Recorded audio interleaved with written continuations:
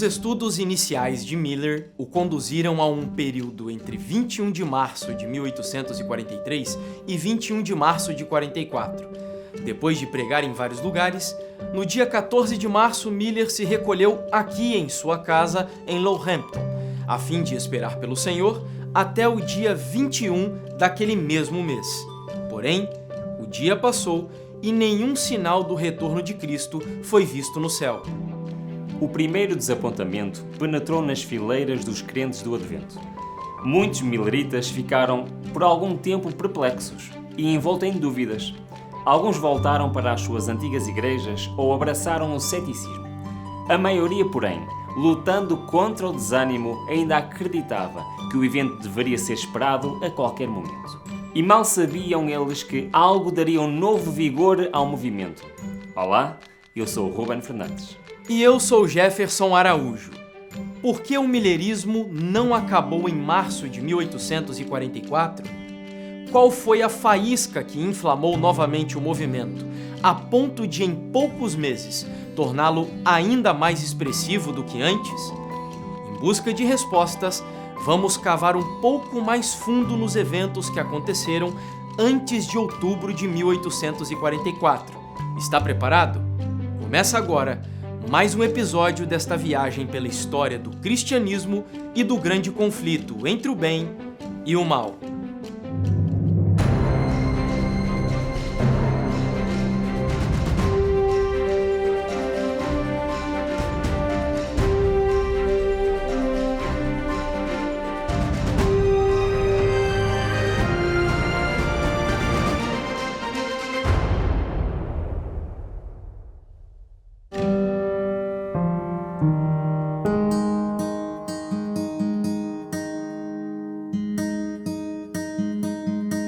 As reações ao fato de Cristo não ter voltado em 21 de março de 1844 foram muitas. Enquanto a liderança e a maioria dos membros permaneceram firmes, muitos daqueles que tinham esperado o advento já não caminhavam com eles. Diversas pessoas achavam que o movimento millerita acabaria se Cristo não viesse a 21 de março. No entanto, o millerismo prosseguiu. Possivelmente, esta continuidade deveu-se ao facto de, inicialmente, a ênfase da mensagem não estar numa data exata. E eles admitiam a possibilidade de pequenas discrepâncias no cálculo em virtude de imprecisões em algumas datas históricas. Além desse fator, ainda há outro motivo que contribuiu para a preservação do movimento. O desapontamento da primavera levou os milleritas de volta à Bíblia a fim de encontrar explicações para a sua crise. Embora os zombadores os considerassem totalmente derrotados e julgasse provado que eles seguiram uma ilusão, sua fonte de consolo ainda era a palavra de Deus. Muitos continuaram estudando cuidadosamente as profecias para obterem mais entendimento. E descobrir que as Escrituras previam um tempo de tardança foi para eles uma verdadeira fonte de esperança. Olhando mais uma vez para a Bíblia, os milleritas leram Abacuque capítulo 2, verso 2. O Senhor me respondeu e disse: escreve a visão, grava-a sobre tábuas para que a possa ler até mesmo quem passa correndo. En las Sagradas Escrituras, en el libro de Isaías, capítulo 46, versículos 9 al 11, encuentro yo la base bíblica para que me muestre a mí que Dios trabaja en la historia. Dios no está ajeno en lo que sucede en esta tierra, como Guillermo Miller un tiempo lo creyó siendo un deísta. Dice así: acordaos de las cosas pasadas desde los tiempos antiguos, porque yo soy Dios, y no hay otro Dios, y nada hay semejante a mí, que anuncio lo porvenir desde el principio, desde la antigüedad, lo que aún no era hecho, y que digo, mi consejo permanecerá, haré todo lo que quiero. Llamo desde el oriente al ave, y de tierra lejana al varón de mi consejo. Yo hablé, lo haré venir, lo he pensado y también lo haré. Para mí no hay duda de que Guillermo Miller fue escogido por Dios para darle origen al movimiento adventista por varias razones. En primer lugar, él desarrolló un hábito de lectura muy intenso desde que era jovencito. Se informó de muchos acontecimientos en la historia, de modo que cuando estudió las profecías, para muy fácil entender Babilonia, Grecia, Medo-Persia, etc. Número 2, a los 18 años tenemos un libro de matemáticas aquí en el museo, donde él escribe de su cuenta propia The Golden Rule of Math. Yo no sabía, hay una regla de oro en la Biblia: tratar a otros como quieres que te traten a ti. Pero en matemáticas, un Golden Rule, ahí está, y él lo explica en ese libro. Quiere decir que su mente juvenil estaba ya entrenada en la matemática, en los números. Así que la lectura de libros, su mente inclinada a la matemática, esos dos elementos se conjugaron para llevarlo a entender las profecías.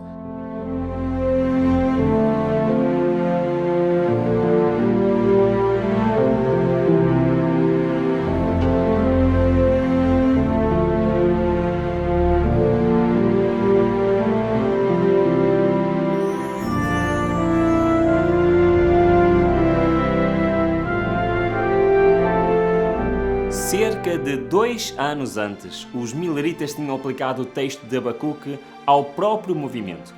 Naquela ocasião, eles fizeram a relação do gráfico profético de Charles Fitch com Abacuque capítulo 2. A ideia seria produzir uma imagem clara e objetiva para que pudesse ler até quem passasse a correr. Lembram-se de termos falado sobre isto no episódio 19? Pois bem, depois da primeira disseção, ao olharem com atenção para o versículo 3, os mileritas viram claramente a experiência que estavam a passar. O texto diz: porque a visão ainda está para cumprir-se no tempo determinado. Mas se apressa para o fim e não falhará. Se tardar, espera-o, porque certamente virá, não tardará. A parábola das 10 virgens, em Mateus 25, foi outra passagem bíblica usada para representar a experiência dos mileritas. Entendia-se que a vinda de Cristo, como era anunciada pela mensagem do primeiro anjo em Apocalipse 14, era representada pela vinda do noivo. A tardança do noivo, por sua vez, significava a passagem do tempo em que o Senhor era esperado, o desapontamento e a aparente demora. Ou seja, tanto esta parábola como a profecia de Abacuque falam de um período de tardança antes do cumprimento do tempo. Desta forma, o milerismo encontrou a chave bíblica que os ajudaria a compreender o sentido do que se estava a passar. Assim, no verão de 1844, os mileritas consideravam-se como as virgens no tempo de tardança, proclamando e cumprindo tanto a primeira como a segunda mensagem angélica de Apocalipse 14. Na sua ótica, todas as profecias se tinham cumprido e Cristo estaria para vir ao terminar o tempo de tardança. No entanto, durante esse período de espera, o milerismo teria de enfrentar outro grande desafio. Guilherme Miller nunca marcou uma data para a segunda vinda. Algumas pessoas dizem que ele era professor de marcação de datas para a segunda vinda. Isso é um equívoco.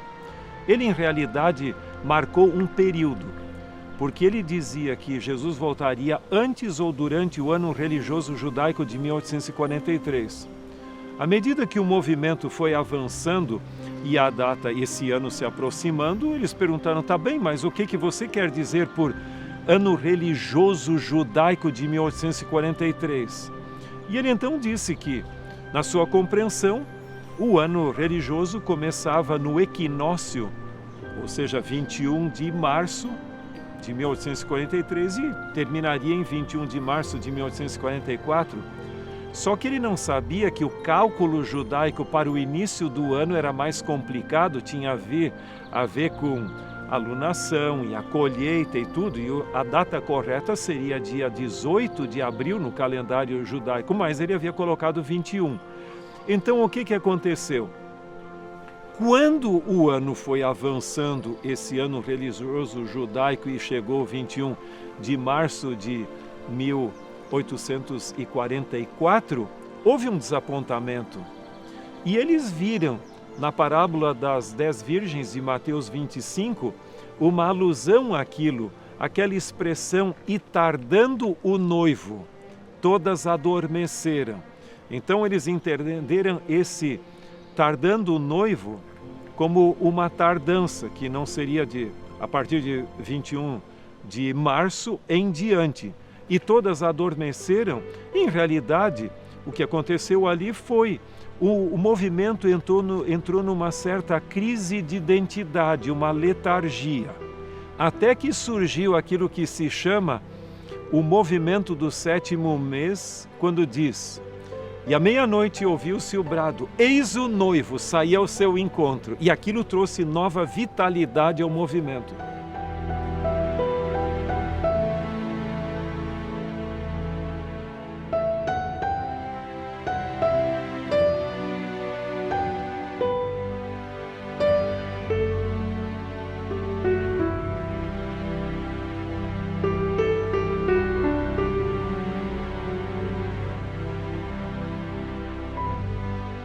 Enquanto Guilherme Miller e a maioria dos seus seguidores mantiveram o equilíbrio durante os meses confusos da primavera e do verão de 1844, o mesmo não pode ser dito de outros crentes no Advento.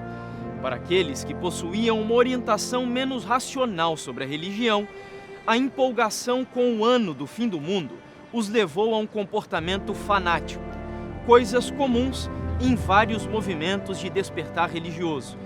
Durante o tempo de tardança, no verão de 1844, alguns mileritas se tornaram bastante problemáticos. Guilherme Miller e seus seguidores associados estavam atentos ao potencial fanático do movimento. A principal dificuldade foi enfrentada com um grupo que pensava ser guiado pelo Espírito Santo e acreditava ser capaz de discernir a condição do coração das pessoas. A fonte mais incómoda desse tipo de fanatismo foi John Starkweather, um dos mais instruídos palestrantes milleritas. Convertido ao movimento em 1842, ele tornou-se pastor associado de Joshua Himes, numa grande igreja aqui em Boston. Starkweather começou a pregar nessa igreja as suas ideias peculiares e extremas sobre a santificação pessoal. Muitos dos seus seguidores mostravam-se cheios de justiça própria e, apesar de aparentarem humildade, orgulhavam-se das suas realizações espirituais. E eles viam-se a si mesmo como estando mais santificados do que os seus irmãos.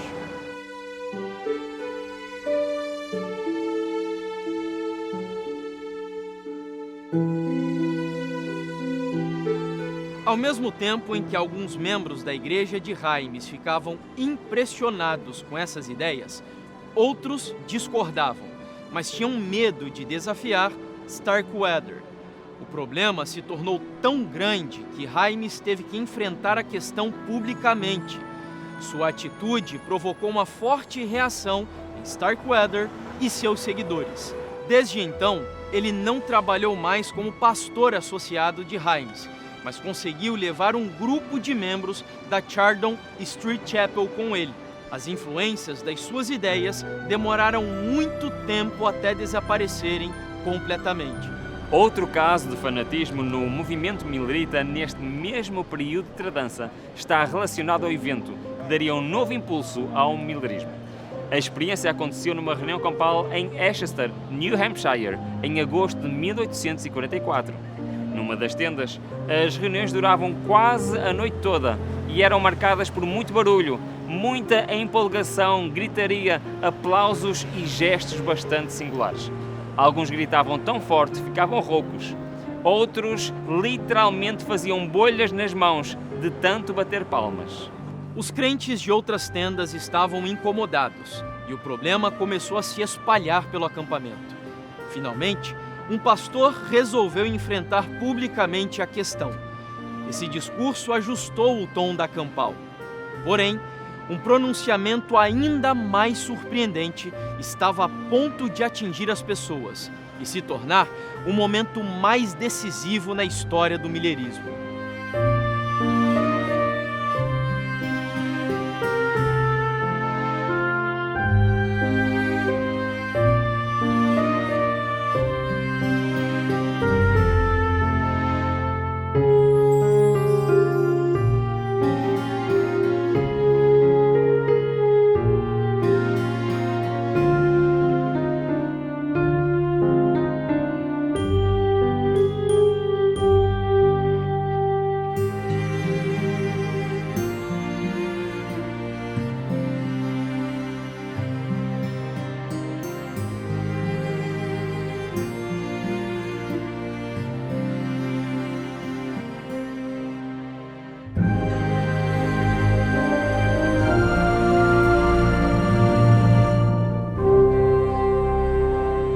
Foi aqui em Exeter que aconteceu a memorável reunião campal do segundo Advento.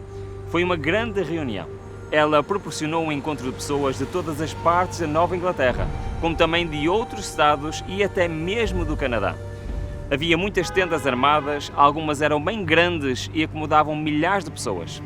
Por todo o contexto que já mencionamos, a reunião campal acontecia no meio de circunstâncias difíceis. A decepção da primavera, o desânimo, a presença de alguns fanáticos, tudo isso era desafiador. José Bates, um ex-capitão de navio sobre quem voltaremos a falar noutro episódio, estava a discursar e a fazer o melhor que podia no púlpito principal da reunião. A congregação estava inquieta, sob um calor intenso e indiferente a tudo o que escutava. Durante o discurso de Bates, um cavaleiro apareceu com seu animal, desmontou e assentou-se na extremidade de uma fileira. Muitos dirigiram o olhar para ele, enquanto Bates continuava a falar. De repente, ele foi interrompido no meio do sermão por uma senhora. Ela ficou em pé e falou tanto para o pregador quanto para o auditório. Tarde demais, irmão. É tarde demais para gastar o nosso tempo com essas verdades com as quais já estamos familiarizados e que nos abençoaram no passado e serviram a seu propósito e tempo. O Senhor tem servos aqui com alimento para o devido tempo para a sua casa. Que eles falem e que o povo possa ouvir. O mensageiro indicado por essa senhora era Samuel Snow, o cavaleiro recém-chegado à reunião e que até aquela ocasião era um desconhecido no movimento millerita. As palavras dela foram respondidas com fortes améns por toda a multidão presente no acampamento. Bates, de forma cortês, deixou o púlpito. Ele tinha vindo para a reunião de Exeter com a convicção de que obteria mais esclarecimentos sobre as razões do desapontamento da primavera. Agora, gentilmente, ele ofereceu o púlpito a Samuel Snow. Snow apresentou uma mensagem que o colocaria no centro do millerismo. Sua contribuição foi uma nova interpretação de Daniel 8,14 a respeito da purificação do santuário. Essa explicação levou a um novo entendimento sobre a parábola das 10 virgens em Mateus 25. Ambas as passagens faziam parte do próprio fundamento da pregação adventista. Com base na tipologia bíblica, Snow defendia que os milleritas estavam equivocados ao esperarem a volta de Jesus na primavera de 1844. Depois de expor as suas novas descobertas sobre o sétimo mês e as festas do calendário judaico, Snow apontou para o outono, mais precisamente para o dia 22 de outubro de 1844, como o cumprimento exato da profecia dos 2300 anos. O auditório estava impressionado. Então Snow fez um apelo solene: irmãos, pensem nisto. Estamos na segunda semana de agosto. Em menos de 3 meses, o Senhor completará a expiação e sairá do santuário para abençoar seu povo expectante. Em menos de 3 meses, a obra de Deus estará completa. Nunca mais teremos um inverno nesta fria e velha terra. Daqui a cerca de 3 meses, o noivo estará aqui para levar a sua noiva que o espera. Não é agora o tempo para o clamor da meia-noite? O clamor, eis o noivo, saí ao seu encontro? Guilherme Miller publicou um artigo no ano de 1843, no qual ele enunciou um princípio hermenêutico, ou seja, um princípio de interpretação bíblica em relação com as profecias, um princípio muito interessante. Ele diz: assim como as festas da primavera, as festas de Israel da primavera, se cumpriram em relação com a primeira vinda de Cristo, as festas do outono vão se cumprir em relação com a segunda vinda de Cristo. E há uma coincidência. Ele mesmo não tomou tão a sério esse princípio, mas um indivíduo chamado Samuel Snow, sim. Ele começou a escrever sobre esse assunto, mas sabe que quando o ambiente não é propício, você pode ter a melhor ideia e não vai ter muita influência. Até que finalmente, em agosto de 1844, numa reunião que ocorreu em Exeter, New Hampshire, ele apresentou aquela ideia de maneira muito convincente e José Bates estava presente. E ele então propôs, não foi a primeira vez, ele já vinha falando sobre isso, mas foi quando causou um impacto. Ele disse que as 2.300 tardes e manhãs terminariam no 10º dia do 7º mês, que coincidiria, de acordo com o calendário caraíta, na época em 22 de outubro. E ele eletrizou a audiência ali dizendo, imaginam, poucos meses e o noivo virá ao encontro de sua noiva, usando a linguagem da parábola. Então nós teríamos que nos preparar. Mas ali o movimento surgiu com toda a força, com toda a sua pujança. E é chamado de movimento do 7º mês, não em relação ao nosso calendário, mas em relação ao calendário judaico, que seria que as 2.300 tardes e manhãs, e de acordo com a compreensão deles, Jesus voltaria no 10º dia do 7º mês, por isso o movimento do 7º mês.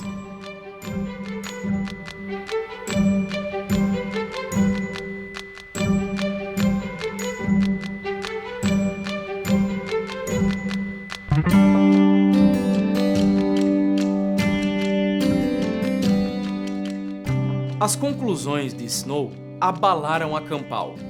Muitos estavam em lágrimas, e quando o encontro terminou, à medida que as carroças, carruagens e vagões de trens carregados passavam por diferentes estados, cidades e vilas daqui da região da Nova Inglaterra, o clamor ainda ressoava: eis o noivo, Cristo, o nosso bendito Senhor, virá em 22 de outubro. A partir de Exeter, essa pregação passou a fazer parte do milherismo, atribuindo ao movimento uma nova responsabilidade, a de espalhar a mensagem do clamor da meia-noite. Esse novo ímpeto praticamente deu fim ao fanatismo anterior.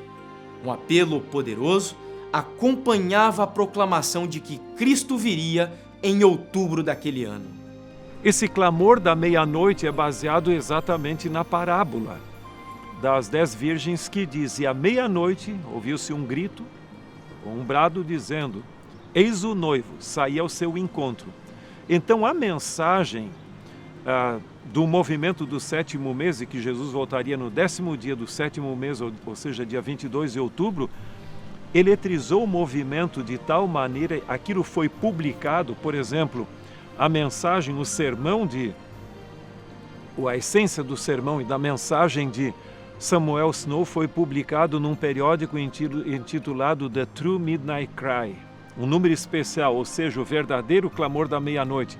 Aquilo foi espalhado e muitos dos periódicos mileritas, porque lembrando, na história do movimento milerita havia em torno de 40 periódicos diferentes sendo publicados, alguns de curta duração, outros haviam acabado, mas os principais estavam ali. E essa mensagem tomou conta do movimento. Agora, Guilherme Miller, dos líderes do movimento milerita, foi o último a aceitar a mensagem de 22 de outubro de 1844. E nós sabemos que ele mesmo diz que foi no dia 6 de outubro, então poucos dias antes. Aqueles que dizem que Miller sempre marcava datas não estão informados da realidade. Mas aquele movimento se expandiu e o clímax do movimento millerita foi, obviamente, entre agosto de 1844 e outubro.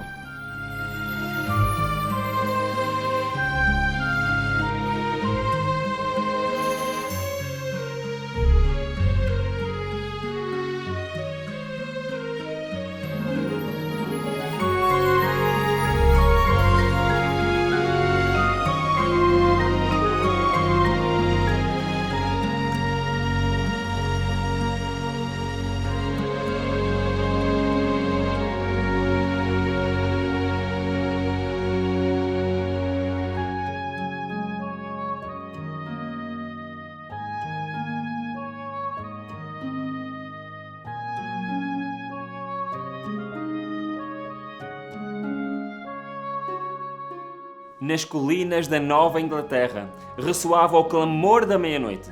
Com um poder quase irresistível por todos os lados, o movimento do 7º mês espalhou-se até que cada cidade e vila ouviu a mensagem. Himes e Miller a princípio resistiram, mas depois acabaram por ceder. Ao estudar cuidadosamente o assunto, Guilherme Miller escreveu com alegria: "Vejo uma glória no 7º mês como nunca vi antes. Estou quase no lar." No entanto, os mileritas estavam novamente destinados ao desapontamento. Como já sabemos, o tempo de espera passou e novamente Cristo não veio. E desta vez, a decepção foi muito mais profunda. O que aconteceu com o movimento? O que os mileritas tiveram de enfrentar após mais um desapontamento? Seria esse o fim do milerismo? Não perca o próximo episódio desta grande viagem pela história do cristianismo e do grande conflito entre o bem e o mal.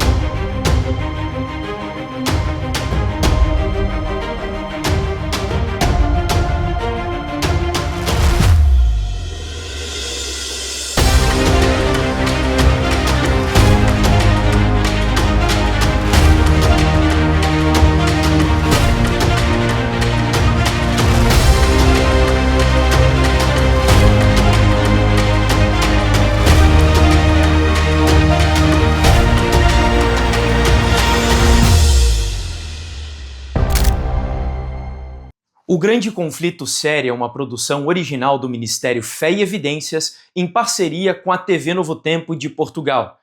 Isso significa que nós precisamos do seu apoio para fazer com que estes materiais alcancem milhares e, por que não, milhões de pessoas em todo o mundo. Para que isso aconteça, nós convidamos você a fazer a sua inscrição aqui no nosso canal do YouTube, deixar o seu like, porque isso faz com que a plataforma distribua os conteúdos para um número maior de pessoas.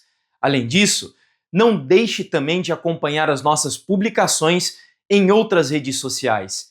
E Rubem, existe outra maneira de apoiar esse projeto? Sim, Jefferson, ainda existe mais uma maneira que nos podem ajudar: patrocinando este projeto. Para isso, basta clicarem no link que se encontra em cima, ou então digitalizar o QR Code que está na imagem. Também na descrição vão encontrar todas as informações necessárias para nos ajudar, para patrocinar este projeto e permitir que possamos fazer mais conteúdo semelhante a este. Muito obrigado pela vossa ajuda.